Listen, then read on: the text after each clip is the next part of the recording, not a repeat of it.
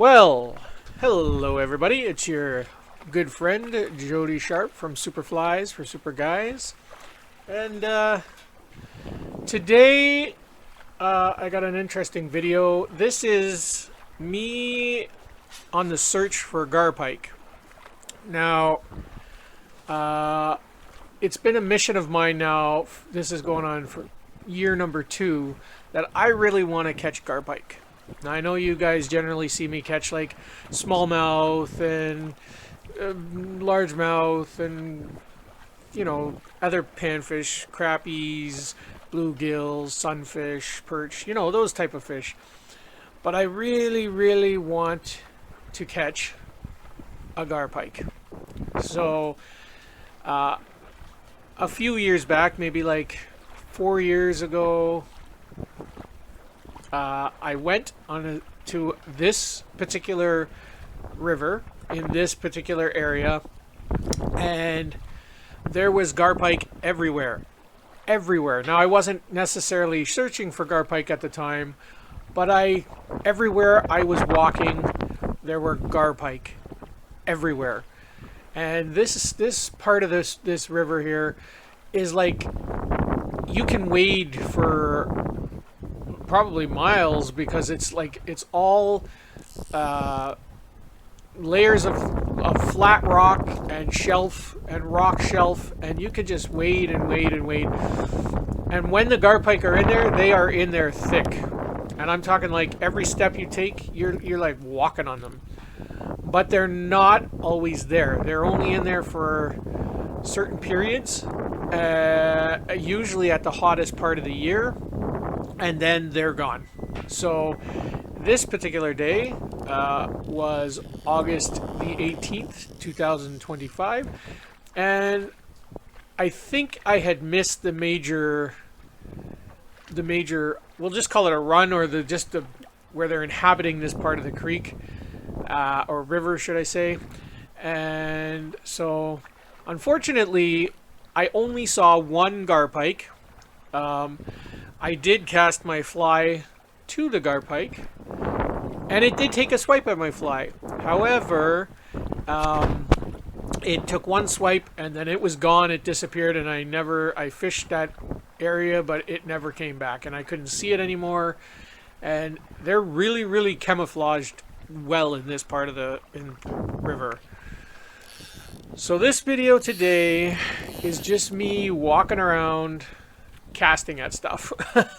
But you don't see me catching anything. I didn't hook into any bass. There's a lot of bass in this river as well, but I didn't see any large bass. And also the water is super low. I'm talking like super low. And because of this massive drought we've been having with the heat wave and the forest fires,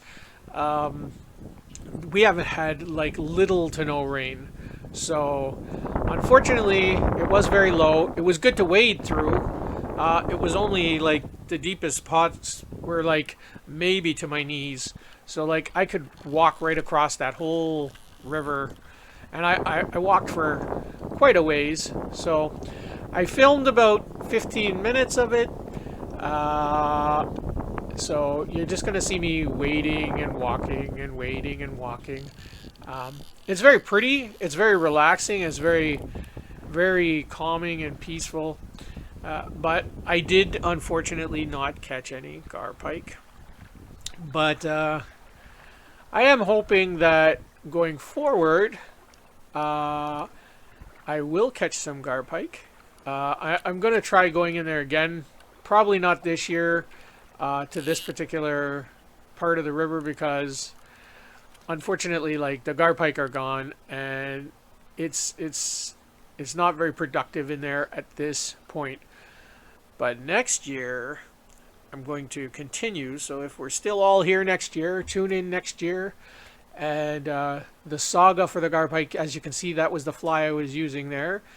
A big white cottony nylon stringed pike fly for Garpike. If you fish Garpike, I've done a lot of research on it in the last year in preparation for this. you need like some sort of nylon rope fly, or like there's a cottony sort of material or nylon-y sort of woolish material, um, because when a garpike bites your fly, it shakes it usually pretty violently, and then its teeth and stuff, they got all those long row of teeth in their snout. That's what usually gets caught up in the line, and then you reel it in. Um, Usually it's not really the hook of the fly that gets it caught in. So there are hooks on there, but it's usually not the hook that catches the fly, because or the fish, because they have such long, bony mouths. So yeah, it was fun. It was fun. I was probably about an hour wading through there. Like I said, I saw a couple of little bass. They weren't very big at all. Certainly not big enough to take down that fly that I was using. And I only saw the one garpike. So, but yeah, it was nice. It was a fun day. It was quiet. It was peaceful. There was nobody else there. And it's just a cool place to walk around. Like, most rivers I've ever waded through or walked through, they are nowhere near as like cool as this. Like, it's just like a shelf. Like, you could have a picnic. You could put a picnic table in there and just be sitting in the water. Like, it's pretty neat. It's a pretty neat place.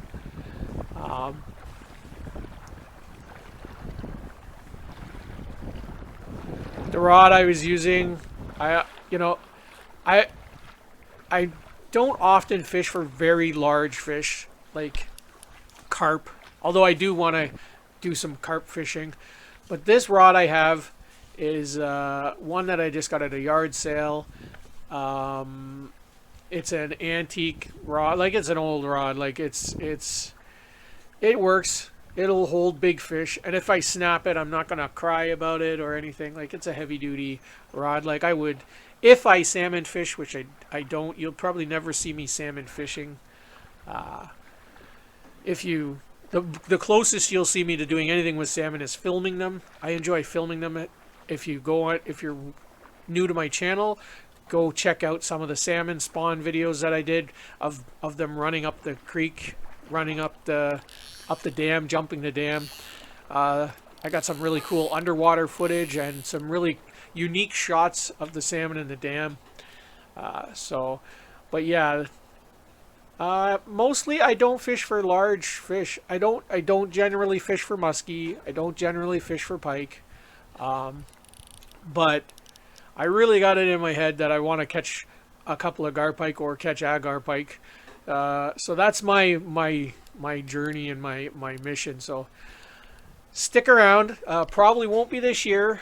It'll be a couple of months in the making. So tune in next June and July, and you'll probably see me down in this same spot when the garpike will be in there, probably more readily.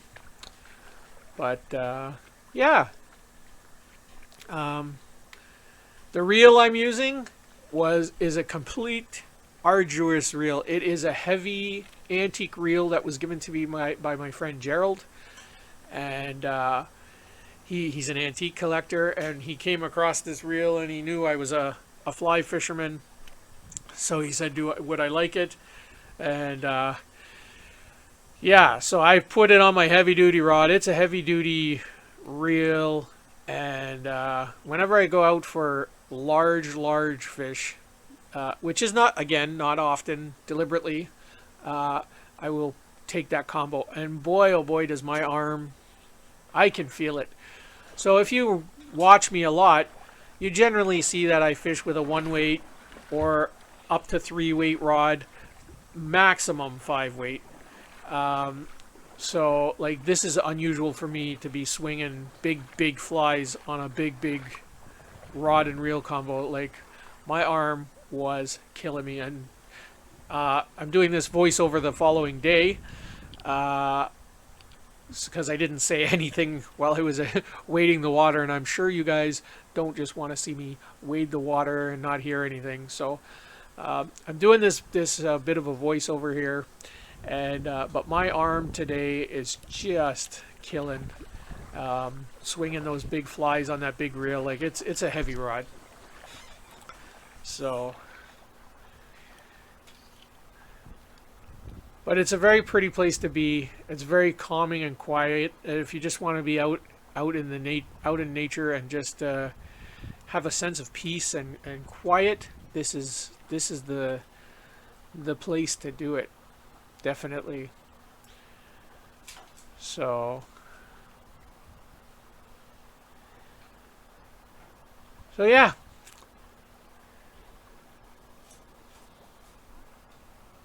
There's a lot of like little boulders in there where like bass during different times of the year, like in the spring and whatever, the bass are hanging out there, and see on the sides of the shore, like often those garpike are just hanging there right on the, literally like right on the edge of the shore. They collect that heat. I guess they really love the warmth of the flat rock. And it seems to be where I see them the most, or have seen them in the past. So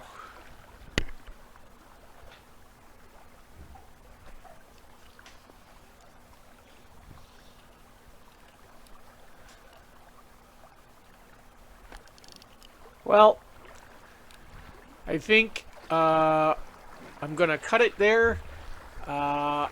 Because I start to walk through some crazy water, and I more or less turned off my camera right about here anyways. So thanks for watching, everybody, and stick with me for the Garpike journey. I'll put it in its own playlist, and anytime I fish for Garpike, I will put it in the Garpike journey. Alright, see you on the next one. Keep your fly on the water, tight lines, and fish on, Canada. Well,